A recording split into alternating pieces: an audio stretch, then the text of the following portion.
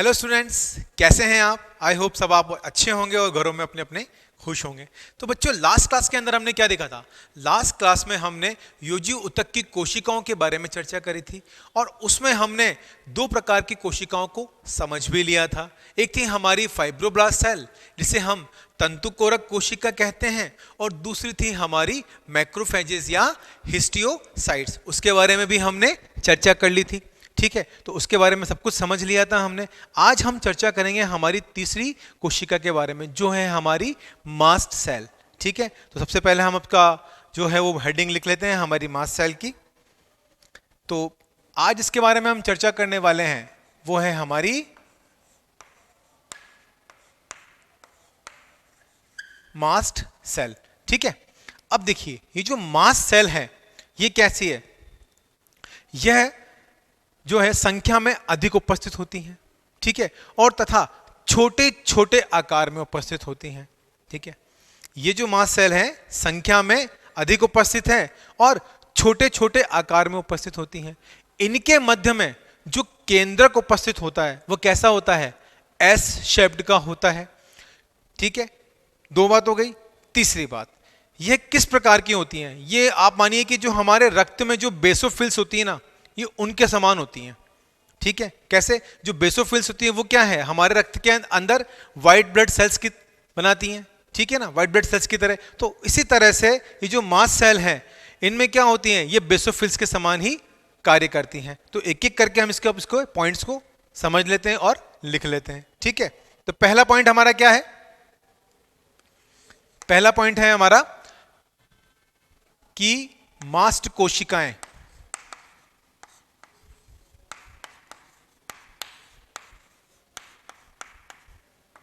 किसकी तरह कार्य कर रही हैं? बेसोफिल्स में के समान कार्य करती हैं। यानी कि हम लिख सकते हैं कि रक्त में, यानी कि ब्लड में, ठीक है, रक्त में उपस्थित बेसोफिल्स के समान, यहां हम लिख देते हैं इसको बेसोफिल्स के समान कार्य कर रही हैं।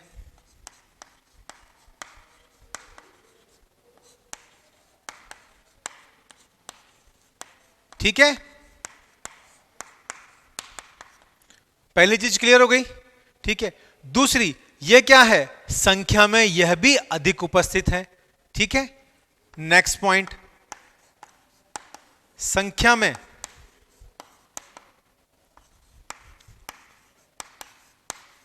अधिक उपस्थित है तथा छोटे छोटे कणों के रूप में उपस्थित है, यह कह सकते हैं हम। ठीक है ना, तथा छोटे छोटे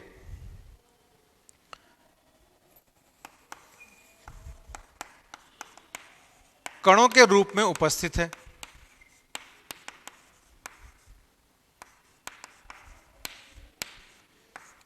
ठीक है, कोशिकाओं के रूप में भी कह सकते हैं। ठीक, तीसरे पॉइंट की हम चर्चा करें। तीसरा पॉइंट हमारा क्या होगा? इसकी जो कोशिकाओं में जो केंद्रक है वो किस प्रकार का होगा? एस शेप्ड का होगा। ठीक है, थर्ड पॉइंट, इसमें उपस्थित क्या चीज? कोशिका केंद्रक। इसमें उपस्थित कोशिका केंद्रक एस शेप्ड का होता है। याद रखिएगा, किस तरह का है? एस, हम लिख सकते हैं कि शेप का होता है, यानी कि संरचना कह सकते हैं हम। शेप कह दीजिए या हम इसको यहां लिख देते हैं संरचना। किस प्रकार की होती है? एस शेप की होती है। ठीक है, आई बात समझ में आपको यहां तक? चलिए, तो यहां पे मास्ट कोशिकाएं जो हैं उसमें रक्त में उपस्थित बेसोफिल्स के समान कार्य कर रही हैं। ठीक है, तथा संख्या में अधिक है और उपस्थित हैं। ठीक है, तथा छोटे छोटे कणों के या कोशिकाओं के रूप में उपस्थित है। ठीक, इसमें उपस्थित कोशिका केंद्रक एस शेप का होता है तथा यह भी 3 पालियों में विभाजित होता है। किसमें? हम लिख सकते हैं यह भी 3 प्रकार की पालियों में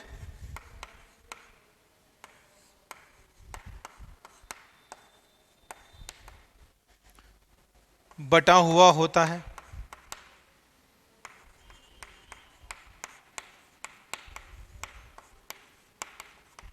आई बात समझ में? अब वो 3 तरह की पालियां क्या हैं उसके बारे में हम चर्चा कर लेते हैं। सबसे पहले क्या है? 3 प्रकार की पालियां।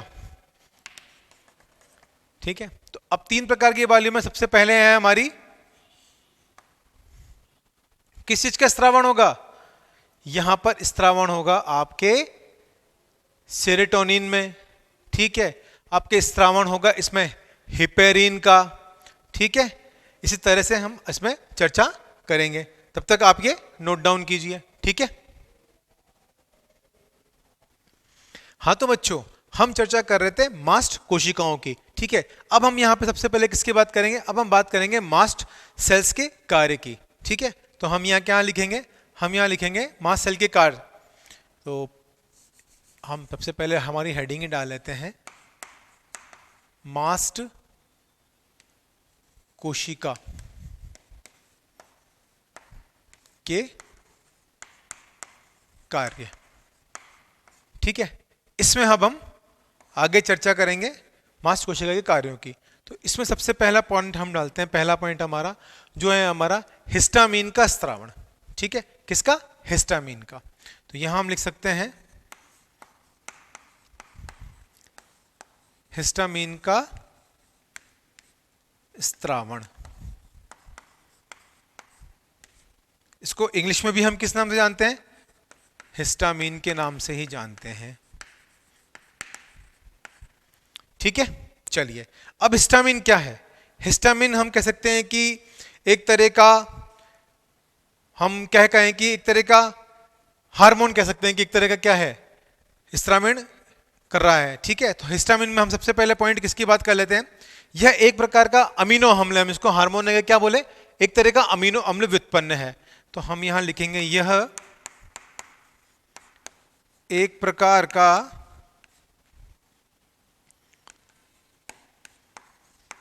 अमीनो अम्ल है, या हम लिख सकते हैं इसको अमीनो अम्ल व्युत्पन्न है। अमीनो अम्ल व्युत्पन्न है। ठीक है, यह एक प्रकार का अमीनो अम्ल है। ठीक है, और व्युत्पन्न है, यह हम लिख सकते हैं। अगली हम चर्चा करें कि जो हिस्टामिन है ये क्या कार्य कर रहा है। ये जो हिस्टामिन है ये एक तरह से हम कहते हैं कि वैसोडायलेटर का कार्य कर रहा है। क्यों? क्योंकि हमारी जो रक्त वाहिनियां होती हैं उसमें ये प्रसारण का कार्य करता है, तथा साथ ही साथ ये कोशिका की पारगम्यता को भी बढ़ाता है। ठीक है, तो इसमें हम क्या लिख सकते हैं? यह एक प्रकार से वेसोडायलेटर का काम कर रहा है। किसका काम कर रहा है?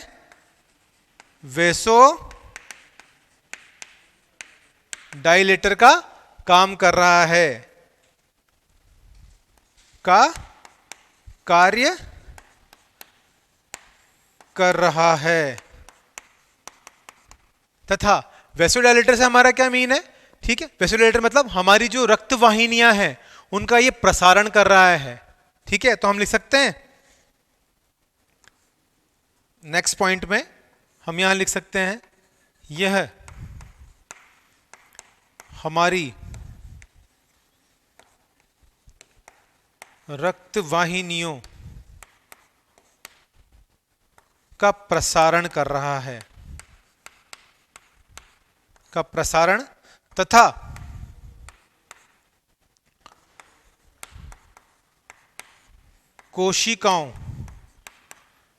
केशिकाओं को पारगम्यता प्रदान करवा रहा है। क्या कर रहा है? पारगम्यता प्रदान कर रहा है। आई बात समझ में? ये क्या कर रहा है, एक प्रकार का अमाइनो अम्ल है, व्युत्पन्न है, ठीक है। यह वेसोडाइलेटर का कार्य कर रहा है, हमारी जो रक्त वाहिनियां हैं उनका प्रसारण कर रहा है, तथा साथ ही साथ जो केशिकाएं हैं उनमें को पारगम्यता प्रदान कर रहा है, ठीक है। यह कार्य होता है हमारे हिस्टामीन का, ठीक है। साथ ही साथ अगले पॉइंट की हम चर्चा करें तो ये हिस्टामीन है, ये क्या करता है, हमारे शरीर में जो भी एलर्जिक रिएक्शन होते हैं या प्रदाह होते हैं, इन्फ्लामेशन होता है, उसका कारक भी कौन होता है, यह हिस्टामीन ही होता है। जब कभी हमें कोई एलर्जी होती है तो हम क्या करते हैं, डॉक्टर के पास जाते हैं, ठीक है। डॉक्टर को बताते हैं सर हमें यहाँ पे एलर्जी हो गई है, यहाँ पे ऐसा कुछ हो गया, हमें ईचिंग हो रही है। तो डॉक्टर क्या करता है, आपको एंटी हिस्टामिनिक ड्रग देता है। आपके सिलेबस में नहीं है लेकिन पता होना चाहिए। एक तरह से कह भी सकते हैं कि जब आगे आप एमबीबीएस पढ़ेंगे तो उसमें सब चीजें पढ़ाई जाएंगी, लेकिन थोड़ा सा एक ओवरव्यू अगर हम यहाँ पे ले लें तो कोई बुराई नहीं है, ठीक है। तो डॉक्टर क्या करेगा, डॉक्टर आपको एंटी हिस्टामिनिक ड्रग देगा। तो क्या होगा, उस ड्रग को, उस दवाई को लेने के बाद क्या होगा, ये हिस्टामिन का स्रावण रुक जाएगा, ठीक है। और जो आपकी एलर्जी है, आपको जो इन्फ्लामेशन हो रहा है वो क्या होगा, खत्म हो जाएगा। आई बात समझ में? ट्रीटमेंट में मैंने आपको बता दिया, ठीक है। चलिए, तो हम अगला पॉइंट क्या लिख सकते हैं यहां पे, यह एलर्जिक प्रदाह, यह एलर्जिक क्रियाविधि के लिखते हैं हम यहां पे इस तरह से कुछ एलर्जिक क्रियाविधि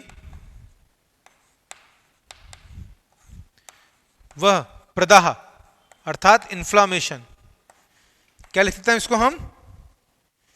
इसको हम लिख सकते हैं इन्फ्लामेशन,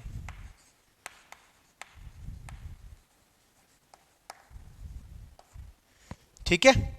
क्या कर रहा है, ये इन्फ्लामेशन उत्पन्न करता है।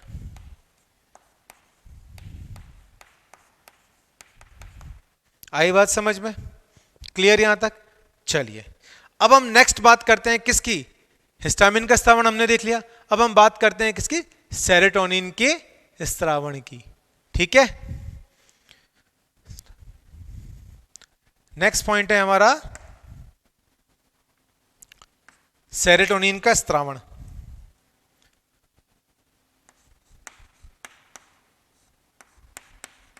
सेरोटोनिन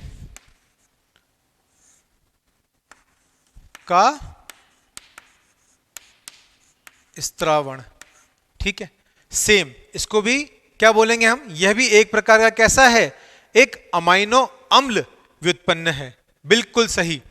यह भी कैसा है, यह एक प्रकार का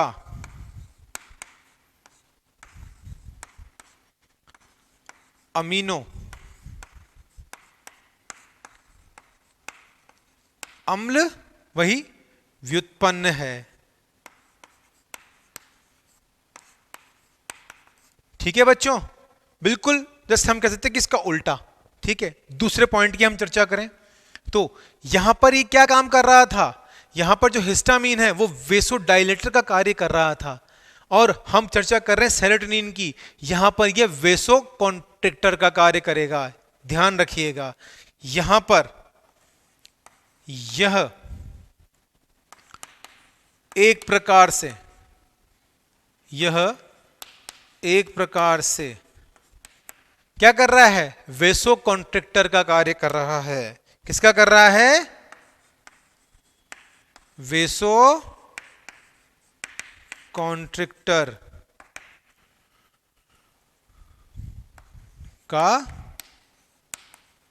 कार्य कर रहा है, ठीक है। एक एक पॉइंट को ध्यान से समझिएगा बच्चों, ठीक है। चलिए नेक्स्ट पॉइंट, अब ये वेसोकंडक्टर का काम कर रहा है, यानी कि क्या है, यहां पर तो हिस्टामिन में क्या हो रहा था, जो हमारी रक्त वाहिनी है उनका प्रसारण हो रहा था, तो यहां पर जब ये डायलेट कर रहा है और यहां कॉन्ट्रैक्ट कर रहा है यानी कि संकुचन कर रहा है, तो रक्त वाहिनियों में क्या होगा, संकुचन होगा। तो उससे क्या होगा, जो रक्त का फ्लो है, ब्लड का फ्लो है, वो क्या होगा, कम होगा। यानी कि एक तरह से कह सकते हैं कि रक्त के संकुचन में, ठीक है ना, रक्त के ब्लड के फ्लो को कम करने में हम कह सकते हैं कि ये रोल प्ले करता है। ठीक है, तो हम क्या लिख सकते हैं, यह हमारी रक्त वाहिनियों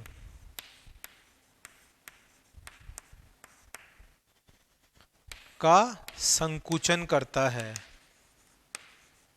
का संकुचन करता है। आई बात समझ में?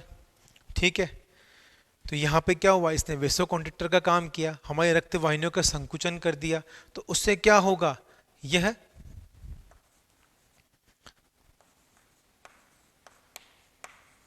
रक्त के दबाव को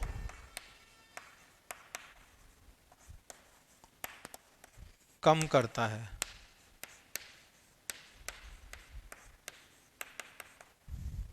ठीक है, आई बात समझ में? ठीक है, चलिए, तो यहां तक आप इसको नोट डाउन कीजिए, फिर इसके हम कुछ और पॉइंट समझते हैं। ठीक है, नोट डाउन कीजिए। तो बच्चों, यहां पे हम पढ़ रहे थे सेरोटोनिन का स्रावन। ठीक है, तो हमने इसके इतने पॉइंट तो देख लिए थे, 4 पॉइंट्स के बारे में डिस्कशन कर लिया। नेक्स्ट पॉइंट की हम बात करें तो इसमें क्या होता है कि हमारे रक्त के दबाव को कम करता है, या हम कह सकते हैं कि रक्त को के प्रवाह को कम करता है। ठीक है, नेक्स्ट पॉइंट की बात करें इसके अंदर हम, तो सेरोटोनिन क्या करेगा, यह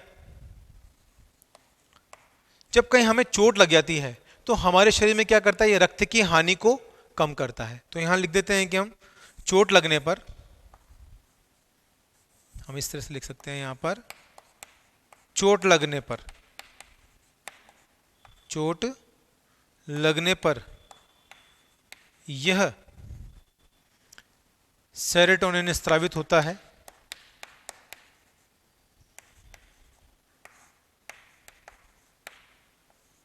स्रावित होता है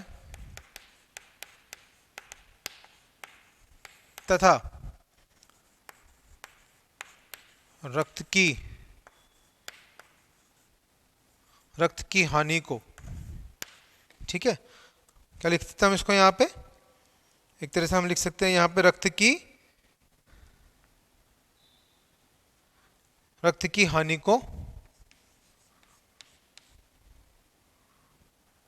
कम करता है, रक्त की हानि को रोकता है। आई बात समझ में? क्लियर यहां तक?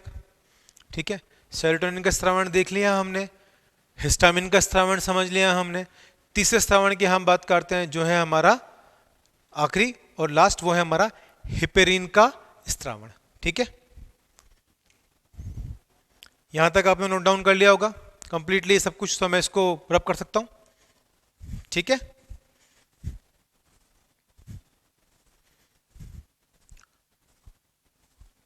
चलिए,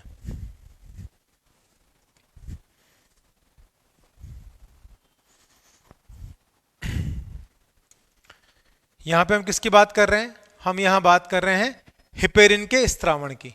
तो हम यहां हमारी हेडिंग क्या लेंगे, हिपेरिन का स्रावण। ठीक है, अब देखिए, हिपेरिन के स्रावण की हम बात कर रहे हैं, तो हिपेरिन क्या है, ठीक है, यह एक तरह का म्यूकोपॉलीसेकेराइड है। पहली बात, यहां क्या लिखेंगे, यह एक प्रकार का क्या है, म्यूकोपॉलीसेकेराइड है। म्यूको पॉली सेकेराइड है। आई बात समझ में? चलिए, नेक्स्ट पॉइंट, अब ये एक प्रकार का जो म्यूकोपॉलीसेकेराइड है, तो ये क्या कर रहा है, स्रावण होता ही है, ठीक है ना। ये क्या करता है, प्राकृतिक प्रतिस्कंदक का कार्य करता है। जो हमारी कशेरुकिकाएं होती है ना, उसमें ये प्राकृतिक स्कंदक का कार्य करता है। तो नेक्स्ट पॉइंट हम क्या लिखेंगे, ये या यह हमारी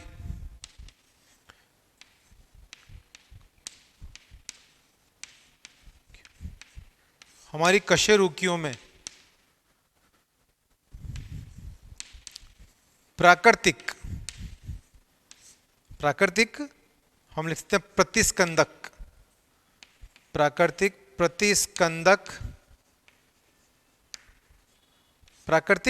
प्रतिस्कंदक का कार्य करता है।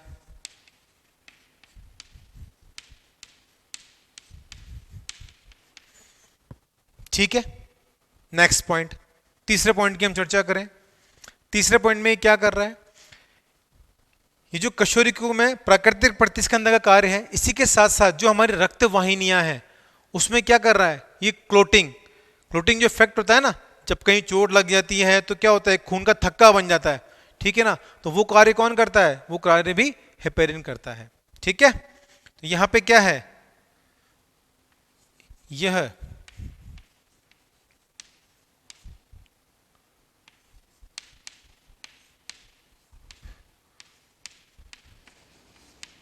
रक्त वाहिकाओं में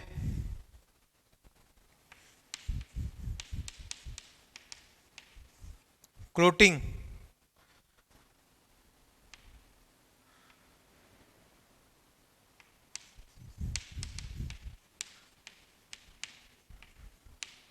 सहायता करता है।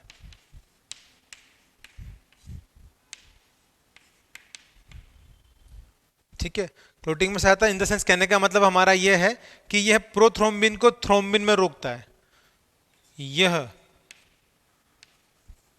प्रोथ्रोम्बिन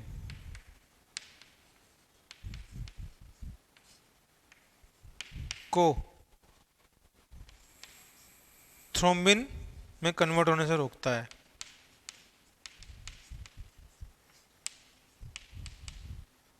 में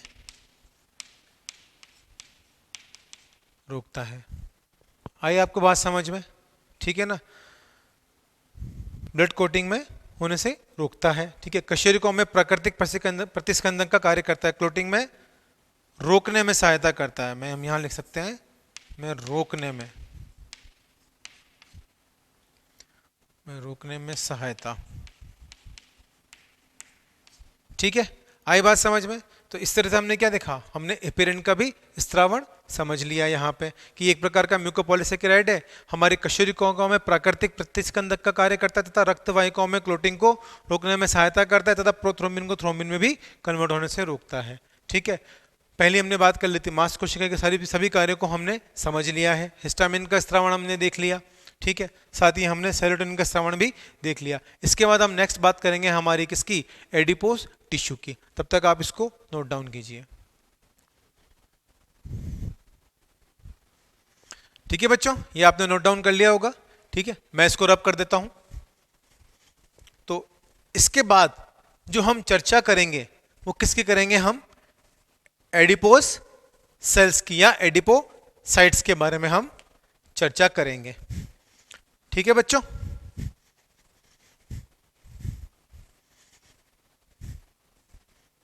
चलिए इसको बढ़िया तरीके से हम क्लीन कर लेते हैं।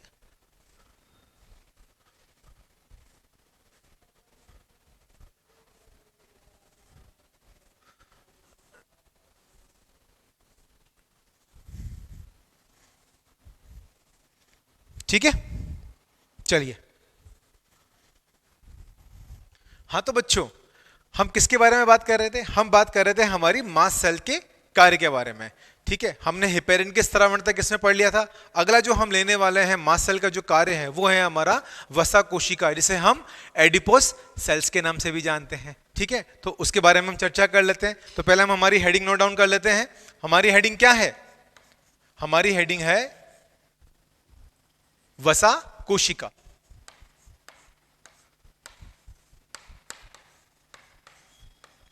जिसे हम किस नाम से जानते हैं, जिसे हम एडिपोज सेल्स के नाम से भी जानते हैं। तो यहां हम लिख लेते हैं इसको एडिपोज सेल्स। ठीक है, चलिए अब देखिए यहां हमें इसके नाम से ही पता चल रहा है कि हम किसके बारे में बात कर रहे हैं। वसा, वसा से हमारा क्या मीन है? फैट के बारे में। ठीक है, तो यहां हम किसके बारे में चर्चा करेंगे? फैट के बारे में। ठीक है, तो देखिए जो वसा कोशिकाएं होती हैं वो आकृति में कैसी होती हैं? अंडाकार होती हैं। और किसका संग्रहण कर रही हैं? ऑब्वियस सी बात है, वो वसा का ही संग्रहण करेंगी। ठीक है, तो पहला पॉइंट हमारा ये हो गया। ठीक है, चलिए तो पहला पॉइंट हम नोट डाउन करते हैं कि वसा कोशिकाएं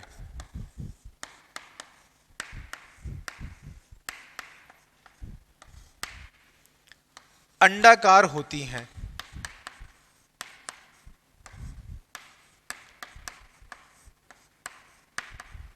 क्लियर? दूसरे पॉइंट की बात करें, वसा कोशिकाएं अंडाकार हैं, संग्रहण किसका कर रही हैं? वसा का। तो हम क्या लिख सकते हैं? यह वसा का संग्रहण करती हैं।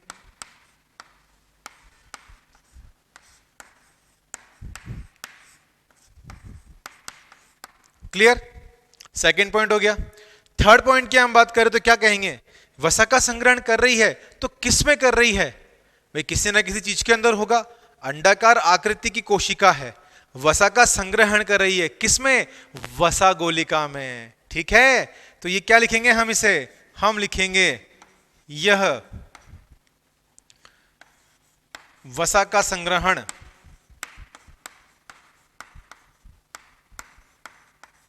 किसमें हो रहा है? वसा गोलिका में हो रहा है। वसा गोलिका में हो रहा है।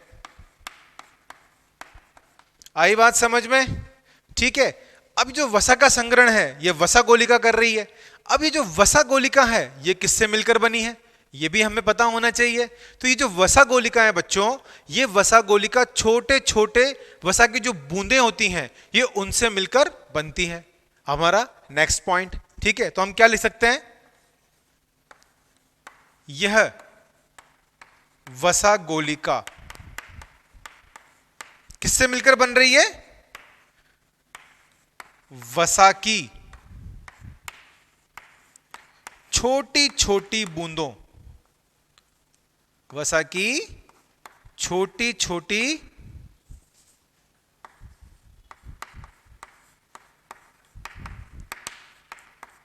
बूंदों से मिलकर बनती है।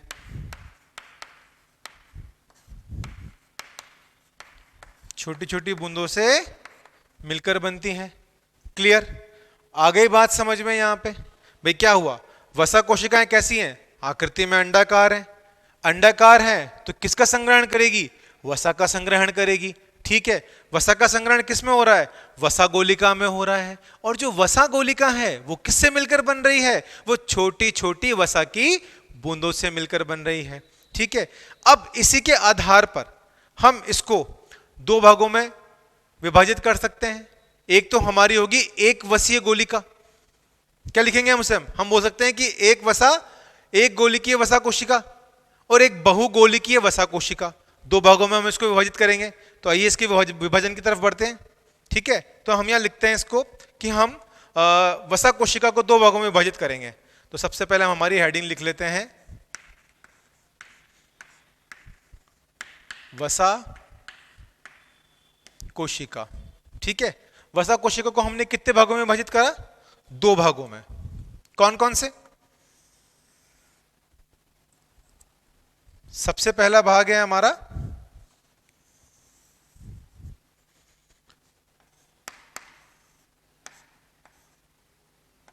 एक गोलकीय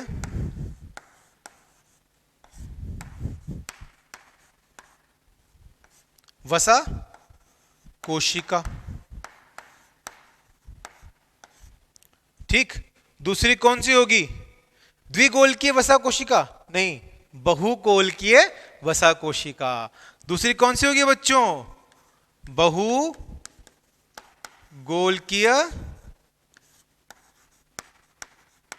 वसा कोशिका।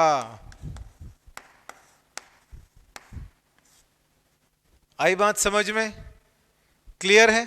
ठीक है, दो भागों में हमने इसको विभाजित किया, एक गोलकीय वसा कोशिका व बहुगोलकीय वसा कोशिका। ठीक है, अब देखिए जो एक गोलकीय वसा कोशिका है इसमें क्या है, इसमें जो वसा है यानी कि जो गोलिका है वह किस प्रकार की है, वसा का संग्रहण कर रही है। ठीक है, लेकिन जो इसमें कोशिका उपस्थित है वो उसमें जो केंद्रक है और जो कोशिका द्रव्य है, कोशिका के अंदर जो कोशिका केंद्रक है और कोशिका द्रव्य है वह परिधि में उपस्थित है। ठीक है ना, मध्य परिधि के अंदर उपस्थित है। पहली बात तो हम क्या लिख सकते हैं, इसमें कोशिका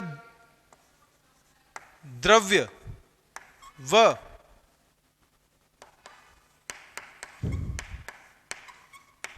कोशिका केंद्रक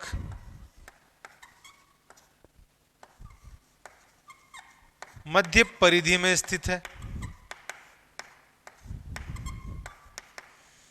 परिधि में स्थित है। ठीक है, तथा इसमें जो कोशिका द्रव्य है वो कैसा है, कम मात्रा में उपस्थित है। ठीक है, तो हम लिख सकते हैं यहां पर कोशिका द्रव्य में जो देखने को मिल रहा है वो कैसा मिल रहा है, कम मात्रा में।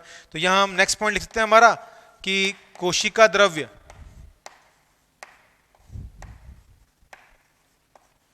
कम मात्रा में है। आई बात समझ में? क्लियर यहां तक? ठीक है, कोशिका द्रव्य और कोशिका केंद्र के मध्य परिधि में स्थित है तथा कोशिका द्रव्य इसमें कम मात्रा में उपस्थित है। ठीक है, अब ये क्या है, ये हमारे जो कोशिका द्रव्य कम मात्रा में है तो इसमें जो कोशिकाएं हैं वो कैसे फैट बना रही हैं, वो एक तरह से हम कह सकते हैं कि श्वेत यानी कि व्हाइट फैट बना रही हैं, जिसे हम क्या कहते हैं, श्वेत वसा के नाम से जानते हैं। ठीक है, तो नेक्स्ट पॉइंट हमारा क्या होगा, नेक्स्ट पॉइंट होगा कि ये इसको हम यहां पे लिख सकते हैं। चलो ठीक है, चलो हम इसको यहां पर लिख देते हैं, आपको ढंग से विजिबल होगा। ठीक है, तो यहां हम लिख देते हैं इसको कि जो कोशिका द्रव्य है इसमें यह व्हाइट फैट बनाती है। ठीक है, जिसे हम किस नाम से जानते हैं, जिसे हम क्या बोलते हैं, जिसे हम बोलते हैं श्वेत वसा। आई बात समझ में? ठीक है, ये व्हाइट फैट बनाती है, ये इसमें क्लियर हो गई। अब हम किसकी चर्चा करेंगे, अब हम चर्चा करेंगे बहुगोलिकीय वसा की। ठीक है, तो चलिए हम बहुगोलिकीय वसा को इस तरफ डिस्कस कर लेते हैं क्योंकि यहां प्रॉपर हो नहीं पाएगा। ठीक है, तो यहां हम लिख लेते हैं हमारी बहुगोलिकीय वसा। ठीक है, बहुगोलिकीय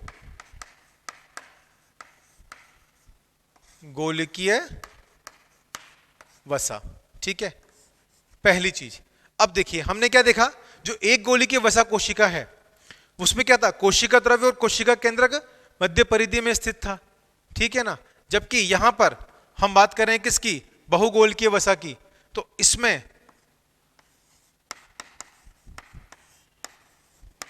कोशिका केंद्रक उपस्थित होगा, कोशिका केंद्रक व कोशिका द्रव्य उपस्थित होगा। ठीक है, साथ ही इसमें जो कोशिका द्रव्य है वह अधिक मात्रा में उपस्थित होगा। यहां पर कैसा था, एक गोलिकीय वसा में उसमें कम मात्रा में उपस्थित था, लेकिन बहुगोलिकीय वसा में क्यों, क्योंकि देखिए हमें यहां नाम से ही पता चल रहा है बहुगोलिकीय यानी कि एक से अधिक वसा की गोलिकाओं से मिलकर बना हुआ हिस्सा या वसा हम कोशिका कह सकते हैं। ठीक है, तो यहां बहुगोलिकीय है, तो ये बहुगोलिकीय जो है इसमें अधिक मात्रा के अंदर हमें कोशिका द्रव्य मिलेगा।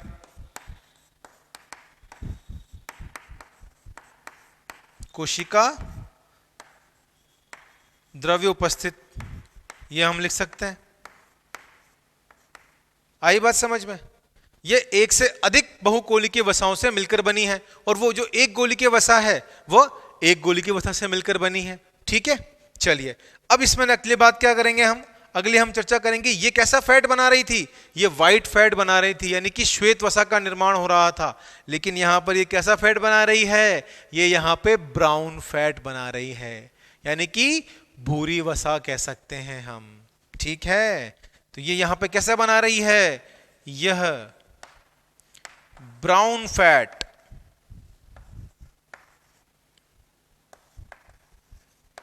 अर्थात क्या कह सकते हैं हम इसको, भूरी वसा।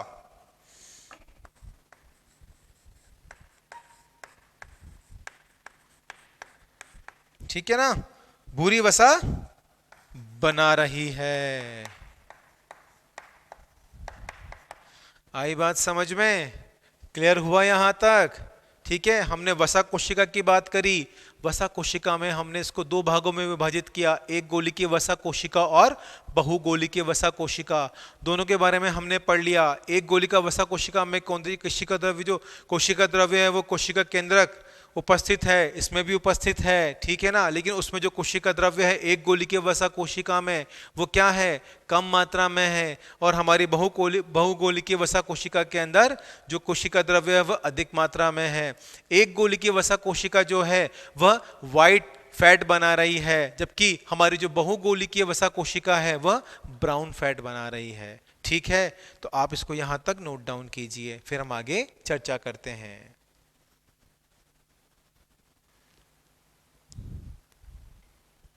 हाँ तो बच्चों, हमने एक गोलिकीय और बहुगोलिकीय वसा के बारे में चर्चा कर ली। ठीक है, और हमने इसमें देख लिया कि ये हमारे जो है एक गोलिकीय वसा वो व्हाइट फैट बना रही थी और ये बहुगोलिकीय वसा हमारी ब्राउन फैट बना रही थी। ठीक है, इसमें जो ये कोशिका द्रव्य है वो कैसा होता है, बिखरा हुआ रहता है। कैसा रहता है इसमें कोशिका द्रव्य, बिखरा हुआ, बिखरा हुआ रहता है। ठीक है, ये पॉइंट भी आप इसमें नोट डाउन कर लीजिएगा। अब आपने सब कुछ नोट डाउन कर ही लिया होगा। ठीक है, तो हम आगे बढ़ते हैं हमारी अगली कोशिका के बारे में।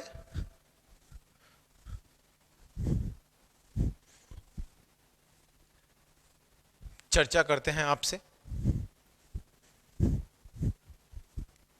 ये आपने नोट डाउन कर लिया, मैं इसको रब कर सकता हूं ना। चलिए,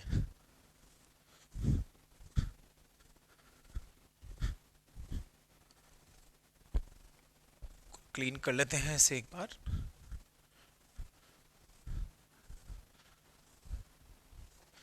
चलिए, हम बात कर रहे हैं किसकी, नेक्स्ट हम चर्चा करेंगे लिम्फोसाइट्स की कोशिका की, यानी कि लिम्फोसाइट्स सेल्स के बारे में। ठीक है, सबसे पहले हम हमारी हेडिंग नोट डाउन कर लेते हैं। हम बात करेंगे किसकी, लिम्फोसाइट की, यानी कि लिम्फोसाइट सेल्स, जिसे आप किस नाम से जानते हैं, लिम्फोसाइट कोशिका के नाम से जानते हैं। ठीक है, इसी को हम क्या लिखेंगे, इसी को हम लिख देंगे यहां पर, सॉरी,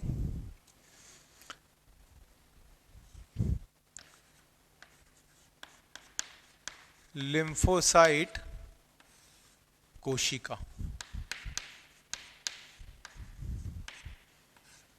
ठीक है, चलिए अब देखिए, जो लिम्फोसाइट कोशिका है ये संख्या में कैसी है, बहुत कम है, पहली चीज। तो हम पहला पॉइंट क्या लिखेंगे, यह संख्या में कैसी है, संख्या में यह बहुत कम है।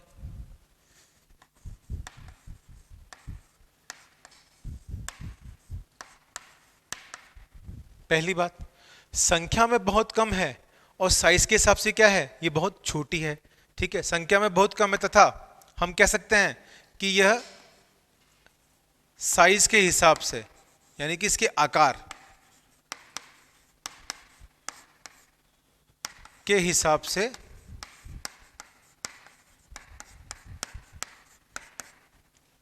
छोटी होती है।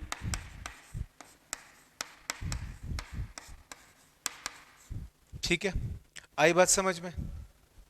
अब देखिए, हम बात कर रहे हैं लिम्फोसाइट्स की, यानी कि जो लिम्फोसाइट जो कोशिका होती है ठीक है ना। ये क्या करती है, ये है विभाजित होकर हमारे इम्यून सिस्टम को बनाती है। एक तरह से कह सकते हैं कि हम ये हमारी प्रतिरक्षा प्रणाली, ठीक है ना, हमारे इम्यून रेस्पॉन्स को ही जनरेट करती है। क्योंकि हमारी बॉडी के अंदर, हमारे शरीर के अंदर अगर लिम्फोसाइट सेल्स की काउंटिंग अच्छी होगी, उनकी गणना अच्छी होगी, तो हमारे शरीर के लिए बहुत अच्छी बात होती है। क्यों? क्योंकि हमारी प्रतिरक्षा प्रणाली बना रही है, हमारे शरीर के अंदर इम्यून रेस्पॉन्स दे रही है, हमारे शरीर की एंटीबॉडी बना रही है और स्त्रावण और परिवहन का कार्य भी कर रही है।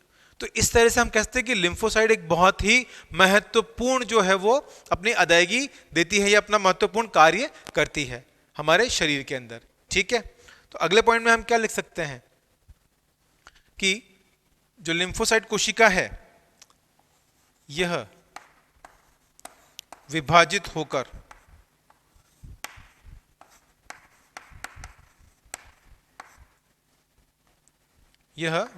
क्या करती है, हम लिख सकते हैं कि ये प्रतिरक्षा प्रणाली बनाती है। इस तरह से हम लिख सकते हैं प्रतिरक्षा प्रणाली बनाती है। ठीक है, जिसे हम क्या बोलते हैं, इम्यून रेस्पॉन्स बोलते हैं।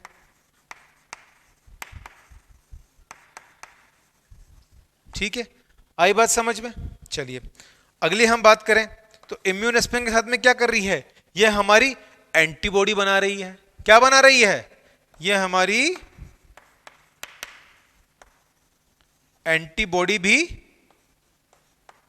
बना रही है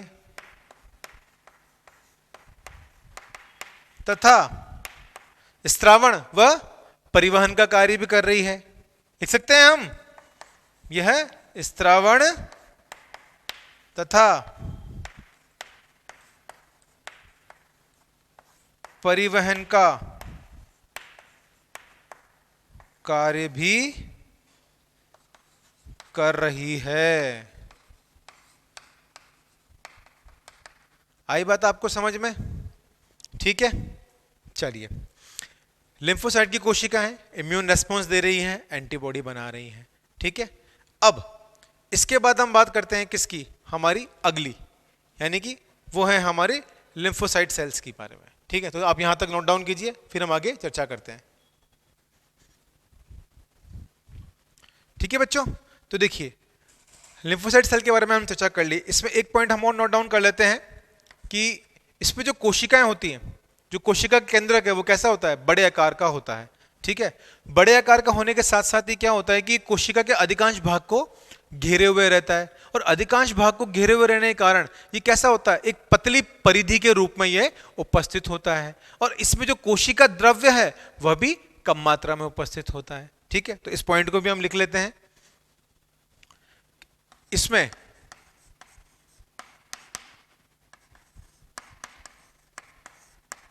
कोशिका का बड़ा केंद्रक होता है,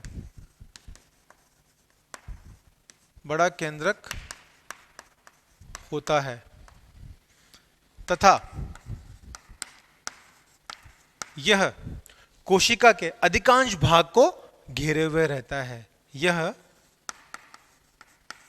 कोशिका के अधिकांश भाग को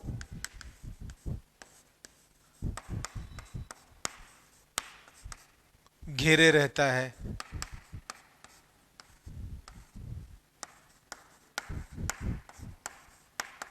ठीक है, कोशिका के अधिकांश भाग को घेरे हुए है तथा इसमें जो कोशिका द्रव्य है वो कैसा है, तरल परिधि के रूप में रहता है। कोशिका द्रव्य तरल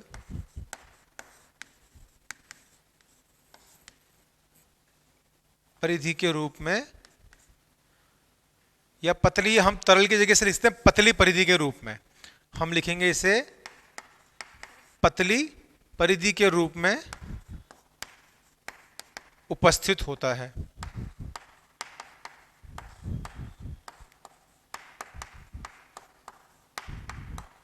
तथा कोशिका द्रव्य क्या है, कम मात्रा में उपस्थित है। हम लिख सकते हैं कोशिका द्रव्य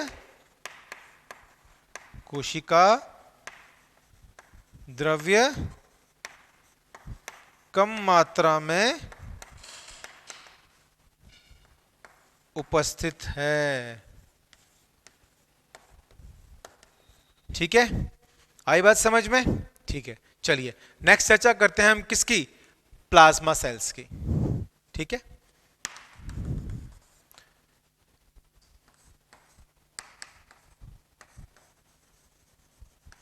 प्लाज्मा सेल्स के बारे में। ठीक है, चलिए अब प्लाज्मा सेल्स क्या है?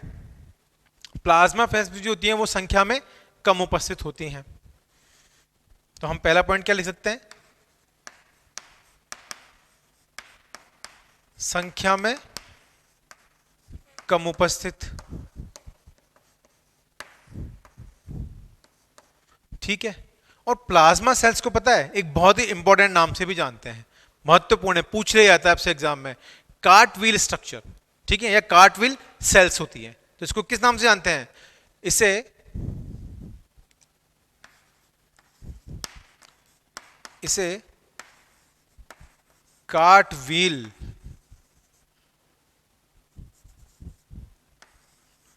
कार्टविल सेल्स के नाम से भी जानते हैं। ठीक है, ये एच है बेटा, कार्टविल। चलिए इसको दोबारा लिख देते हैं, कार्टविल सेल्स के नाम से भी जानते हैं।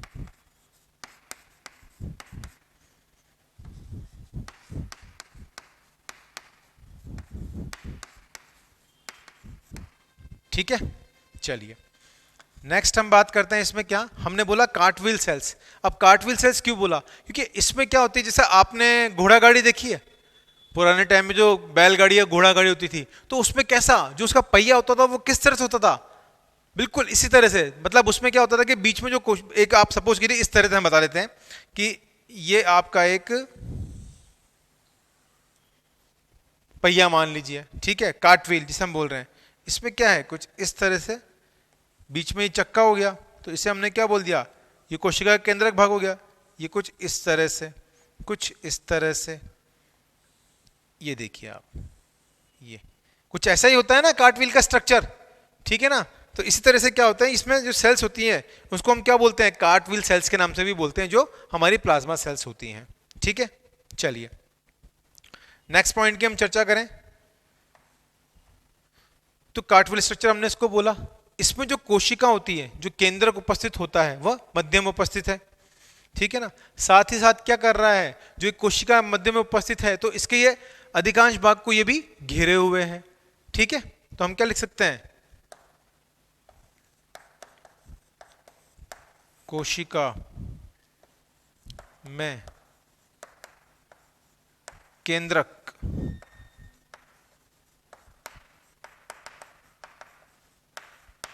मध्य में स्थित है। ठीक है, नेक्स्ट पॉइंट की हम बात करें, मध्य में स्थित होने के साथ साथ क्या है, इसको हमने कार्टविल स्ट्रक्चर बोला। क्यों? क्योंकि ये होता है क्या, ये लिम्फोसाइट्स जो होती हैं हमारी, उनके रूपांतरण से बन रहा है, उनके विभाजन से बन रहा है। रूपांतरण नहीं कहते, हम उन कहेंगे उनके लिम्फोसाइट के विभाजन से बन रहा है। तो ये क्या करते हैं, ये प्लाज्मा सेल्स जो हैं वो लिम्फोसाइट के विभाजन से बन रही है। तो पहला संकेत पॉइंट क्या लिखते हैं हम यहाँ पे, यह लिम्फोसाइट के विभाजन से बनती है। लिम्फोसाइट के विभाजन से बनती है। ठीक है, तो इसीलिए हम इसे क्या कहते हैं, इसीलिए इसे हम लिम्फोसाइट के क्लोन भी कहते हैं। लिम्फोसाइट के क्लोन भी कहते हैं। ठीक है, आई बात समझ में? इसको क्या बोला हमने, लिम्फोसाइट का क्लोन भी बोला। और इसका मुख्य कार्य क्या है, हमारे शरीर के अंदर एंटीबॉडी बनाना। मुख्य कार्य की बात करें तो मुख्य कार्य क्या होगा, एंटी बॉडी बनाना तथा स्त्रवण करना। ठीक है, आई बात समझ में? यहां तक अब इसको नोट डाउन कीजिए, फिर हम आगे चर्चा करते हैं। ठीक है बच्चों, यहां तक हमने समझ लिया। अगले हम किसकी चर्चा करेंगे? अब हम बात करेंगे मीजेनकाइमल सेल्स की। ठीक है, तो ये आपने नोट डाउन कर लिया होगा, तो मैं इसको यहां से रब कर सकता हूं। चलिए,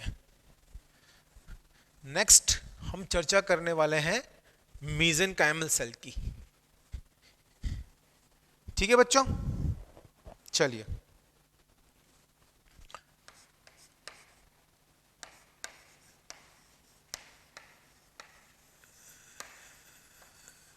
मीजेनकाइमल सेल्स, ठीक है, हिंदी में भी हम इन्हें मीजेनकाइमल सेल्स के नाम से ही जानते हैं।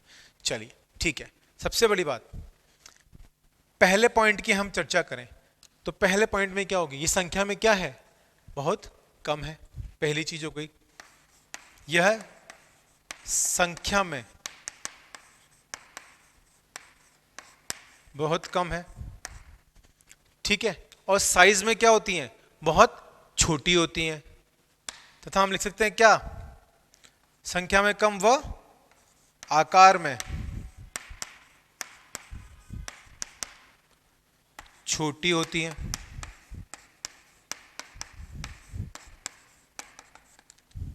आई बात समझ में? नेक्स्ट पॉइंट की चर्चा कर लें। नेक्स्ट पॉइंट में हम क्या बात करेंगे? संख्या में तो बहुत कम है लेकिन आकार में छोटी है, लेकिन जो मीजेनकाइमल सेल्स हैं इनको हम क्या बोलते हैं? अविभेदित कोशिका बोलते हैं। किसकी? योजी ऊतक की। ठीक है, तो इसे हम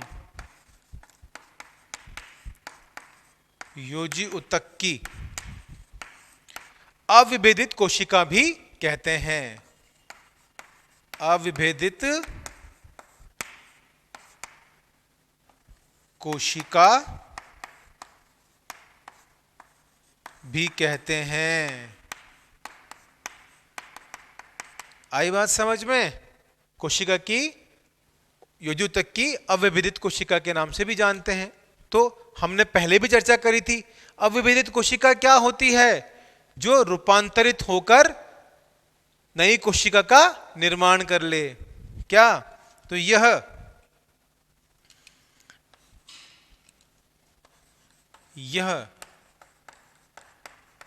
रूपांतरित होकर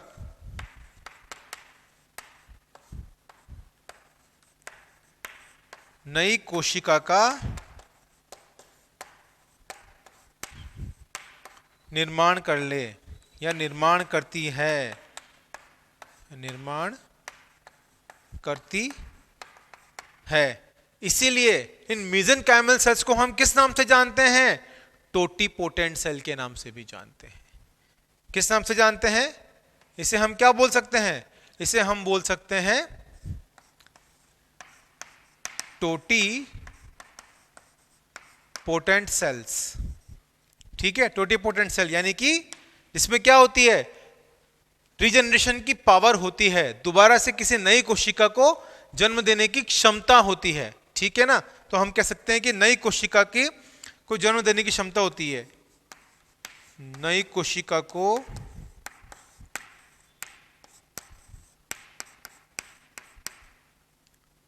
जन्म नई कोशिका को जन्म देने की क्षमता।